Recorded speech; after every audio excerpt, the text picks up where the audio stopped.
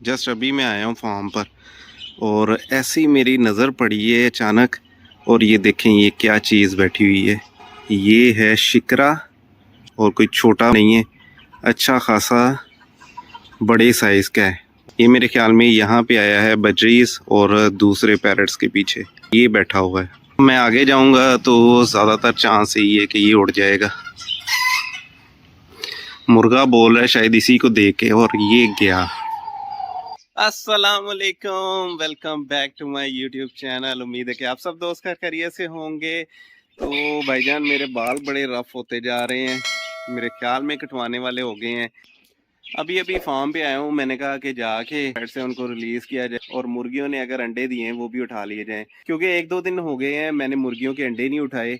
और दोबारा फिर ये इस तरफ आके बैठा है, और जैसे ही आके बैठा है रैबिट्स जो है वो डर गए हैं। ये मेरे ख्याल में किसी ताक में है कि कोई चीज़ जो है इसको मिल जाए खाने के लिए। बच्चे अब मैं आ गया हूँ, अब नहीं तुम्हें कुछ, यहाँ से तुम्हें कुछ मिलेगा। अब यहाँ पे आके बैठ गया है, अच्छा खासा बड़े साइज का है। ये वाकई किसी चक्कर में है और अब ये जाके बैठा है यहाँ पे। तो गाइज हमारी मुर्गियों के हालात ये हैं कि अभी मैं थोड़ी देर पहले आया था तो इन्होंने एक यहाँ पे तोड़ा हुआ था और ये अंडा पड़ा हुआ है, और एक अंडा वो आखिर में दिया हुआ है। अब यहाँ से अंडे को निकालना थोड़ा डिफिकल्ट है, मुझे लगता है कोई चीज़ बनानी पड़ेगी जो इसको उठा सके यहाँ से। फिलहाल इसको रिलीज करते हैं, फिर देखते हैं कि कैसे अंडे को निकालना है। मेरे ज़हन में वैसे एक आइडिया तो है, उससे चांस है कि इजीली निकल आएगा। चलो भाई आप तो बाहर आओ, फिर देखते हैं कि अंडा कैसे निकालना है। ये स्टिल यहाँ पे बैठा हुआ है और बिल्कुल नहीं डर रहा, यहीं पे घूमता फिरता जा रहा है। अब ये जाके बैठा हुआ है।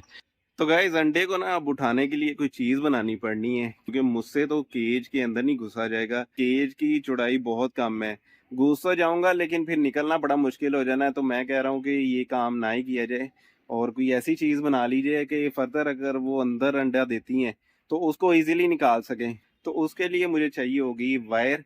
ये पड़ी है जी वायर, यहाँ से थोड़ी सी इसको काट लेते हैं, और ये हार्ड है काफ़ी, और इसको सर्कल शेप बना के किसी स्टिक के साथ लगा के तो फिर ही अंडा उठाया जाएगा।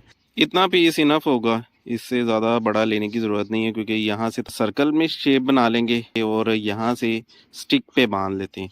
तो देखते हैं कि ये जो हमारा जुगाड़ है काम करता भी है, क्योंकि दोस्तों स्पेस बहुत ज़्यादा है, बहुत ज़्यादा आगे करके अंडा पड़ा हुआ है। अब पता नहीं वहाँ तक स्टिक जाती भी है कि नहीं, लेकिन बना के देखते हैं और देखते हैं कि हम कामयाब हो भी पाते हैं इस चीज़ में। लें जी ये एंटीना बना ली है, उम्मीद है कि इससे निकल आएगा बाहर।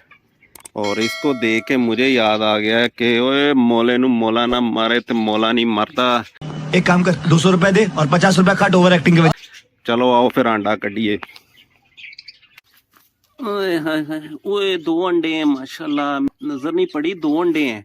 एक ये पड़ा हुआ है और एक ये। होप सो शायद इसके अंदर और भी हो, लेकिन अब पता नहीं, निकालना बड़ा मुश्किल है यहाँ से। मुझे लगता है कि थोड़ा सा अंदर जाना पड़ेगा मुझे खुद भी।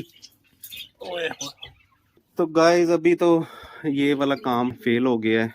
ये ना थोड़ा सा यहाँ से ना घूमता जा रहा है, जिसकी वजह से ना अंडा काबू नहीं आ रहा। लें जी अब दोबारा फिर इसको बेहतर किया है, जो गलतियाँ कोताहियाँ थी उसको थोड़ा सा मज़ीद बेहतर किया। अब देखते हैं कि अंडा निकल पाता है कि नहीं।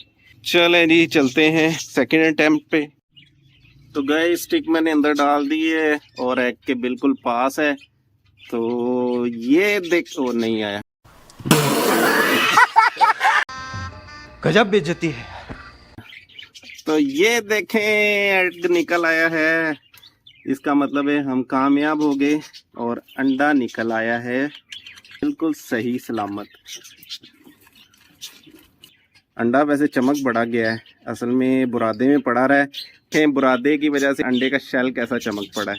तो गाइज हमारा सेकंड एग भी निकल आया है, इसकी शेप अजीबो गरीब सी है और ये निकालते हुए ऊपर लग गया है, इस वजह से थोड़ा सा यहाँ से क्रैक आ गया है। बाकी सही सलामत निकल आया है। इसको भी रख देते हैं फिलहाल यहाँ पे और फिर जाते हुए इसको ले जाएंगे। यहाँ पे जंग चल रही हमारे पिजन्स की, और हमारे सेंटिनेंट ने यहाँ पे धाबा बोला हुआ है। ये लड़ रहा है अपने केज से निकल के, यहाँ पे आगे पंगे लेना शुरू हो गया है। ये है जी वो गंदा बच्चा जो अंदर दूसरों के केज में घुस के लड़ रहा है। यार तुम तो बहुत अच्छे बच्चे थे पहले, तुम्हें क्या हो गया है? चलो शाबाश यहाँ पर। तो गाइज मेरे आने से पहले सिर्फ फाल्कन ही नहीं आई, मुझे यहाँ पे लगता है कि मेरे आने से पहले यहाँ पे रैबिट के केज के पास बिल्ली भी आई हुई थी। ये तरपाल सारी बिल्ली ने लगता है गीली की हुई है, यहाँ से उठा के इसके ऊपर डाली हुई थी, सारी तरपाल गीली कर दी है। केज के आगे जो जाली लगाई हुई है वो भी थोड़ी सी यहाँ से खींची हुई है, ऐसे लगता है कि बिल्ली ने पकड़ के ना इसको खींचा है। और वैसे ये कपड़ा काफ़ी दूर पड़ा हुआ था, मुझे तो समझ नहीं आ रही थी कि ये इसके पास कैसे आया हो। अभी मैंने उठा के इसको इधर किया है और ये सारा गीला हो गया, इस पानी के ऊपर था ये। कौन है? लगता है कोई बाहर आ गया है, देखते हैं कि कौन है।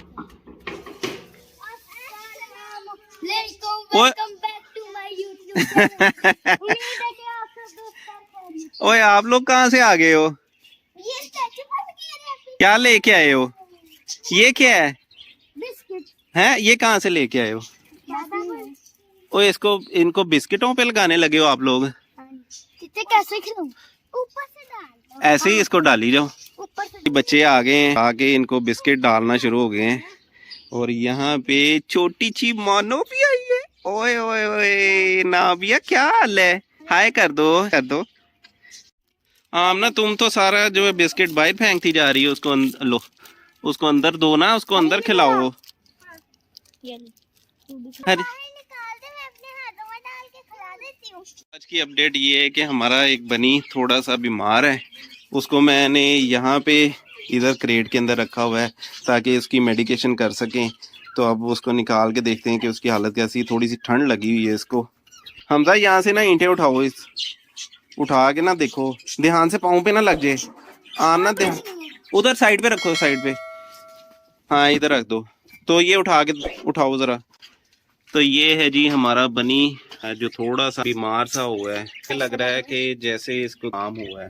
इसके दाने में मेडिसिन डाली हुई है। तो गाइस हमारे जो किंग साइज पिजन है उसकी अपडेट ये है कि ये जो हमने वाइट किंग साइज ब्राउन के साथ लगाया था, उसने फिर ब्राउन की बहुत ज़्यादा दुर्गत लगाई है। पहले तो इसने वाइट वाले ने इसके जगह जगह से फीदर निकाले हैं, फिर उसके बाद इसको इतना शदीद मारा है कि इसकी नेक पे उसने ज़ख्म कर दिया है यहाँ पे करके।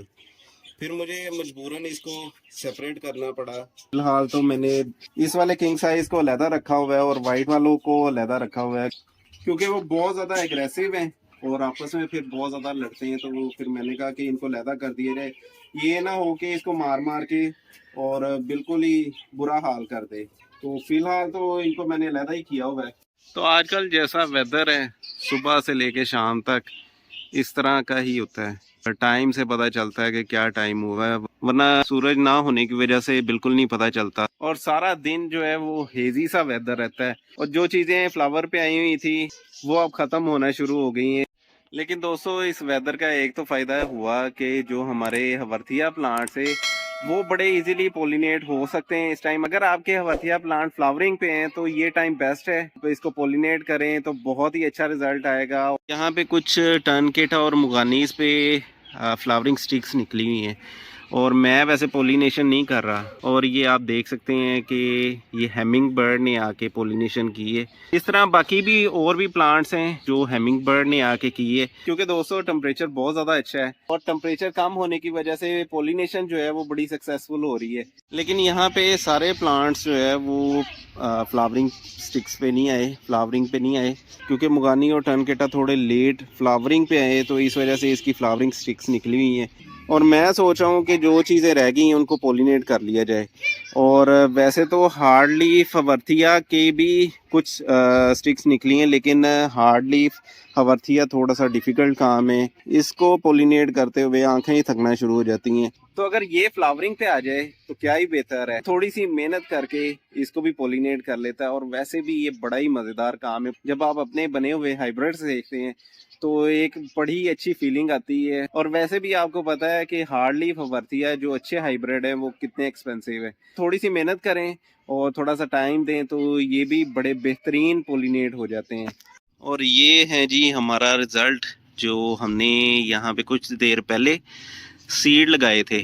ये वाले जो सीडलिंग है ये गस्टीरिया खोयो की है और इसको क्रॉस किया था हमने कुलमिया नॉरम की, और इसमें मैं देख रहा था अभी कि इसमें वेरीगेटेड सीडलिंग भी निकल रही है। मतलब ये बहुत ही अच्छी अचीवमेंट होगी कि इसमें अगर वेरीगेटेड भी पौधे निकलते हैं, क्योंकि गस्टीरिया एक्स कुलमिया नॉरम वेरीगेटेड हो तो क्या ही बात है, बहुत कम देखा गया है। इसके अलावा दोस्तों जो हमारे पास हवर्थिया हार्ड लीफ की सीडलिंग थी उसमें भी मैंने कुछ वेरीगेटेड प्लांट देखे हैं।